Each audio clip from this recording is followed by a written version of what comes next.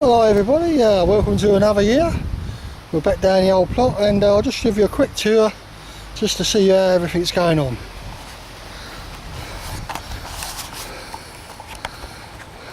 There we go. So it obviously starts there. This was a tree which we actually cut down on the plot. Corkscrew hazel. It's taken up a load of space, so we got rid of that. Got a few weeds there, a few little leeks left. I've actually dug that little bit there and I planted a couple of peach trees and transplanted some raspberry canes, but obviously the rest of it still needs doing. Got a few raspberry canes there still, but they're going to get moved. I bought some new bushes to go in, so that all needs digging over and de-weeding right the way to the end there. The green gauge seems to be doing okay, maybe wants a trim.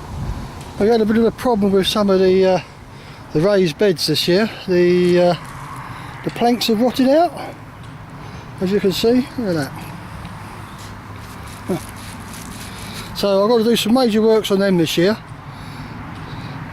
Same with this bed. Just see like that plank there has come right off and the supports have rotted away. But all in all, they're not too bad really, the raised beds. That one seems to be okay. I've got some early radish in there. They seem to be doing alright. Hope they're not going to go too hard.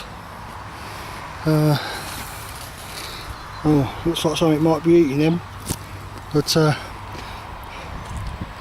pigeons have had all the swede tops, as you can see. What are they? Beetroot. There's a few beetroot left. I expect they'll be woody as anything. Nothing in that bed at all at the moment. That's not too bad. Got a little bit of celery left. It's only for flavouring for soups really, it's not really much good.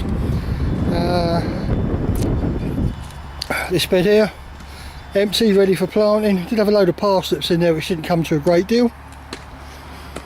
This was our hotbed where we're growing the peppers. And the actual wind has destroyed the frame, so I'll have to repair that later on. Over here was like a garden type thing, red hot pokers and all that sort of stuff, and that's where the actual corkscrew hazel came from there. It was sort of dominating the area, so it had to go. So that needs a bit of doing. The pond is still there, if you can call it a pond. We should have some frogs coming back to that this year.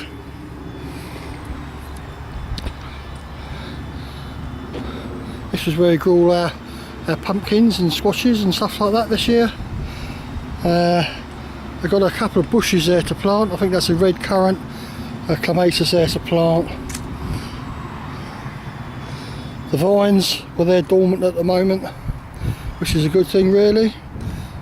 Actually, I really need to dig them and move them up a little bit. You can see what's left of the dahlias where these stems are. So they're okay. Another little vine down the end, a few strawberries along this other bed. We've got a few leeks growing. Did have some cabbages here, but the pigeons picked them to pieces. That's the rudder bean bed and the frame, but that needs something doing to it this year. It's getting a little bit wobbly. I might put some scaffold poles or something up there. That's good. So I planted a couple of apple trees here in this bed, one each end. Another one there. So that should be quite nice.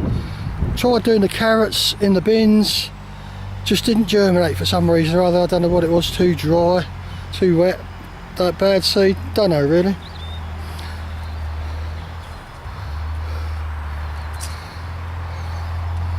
That's going okay, yeah. It's just starting to sprout up there again. I think that's, is it fennel or dill? Fennel, I think, that's the one which goes with fish. Got a nice little bed here. Strawberries, that needs to be redone. The other strawberry bed is full of weeds, that needs to be done. These are white currants and black currants and all that sort of stuff, raspberries. What's left of the sweet corn, that needs digging up. Some more red currants and gooseberries. Well, another little tree I planted there, an apple tree. some more gooseberry plants, red currants, black currants and that sort of stuff. Little clematis in the background. That's your thornless blackberry. A little bit bitter it is actually, needs lots of sugar, that does. This is a bit thorny, so you want to watch that. And that needs bringing back into control, because it's getting out of control, that is. So that's I think that's a red currant, that one. At least there's no spikes in it, so that's good. Still got some more fruit bushes there, some more fruit bushes there and there. And these are white raspberries.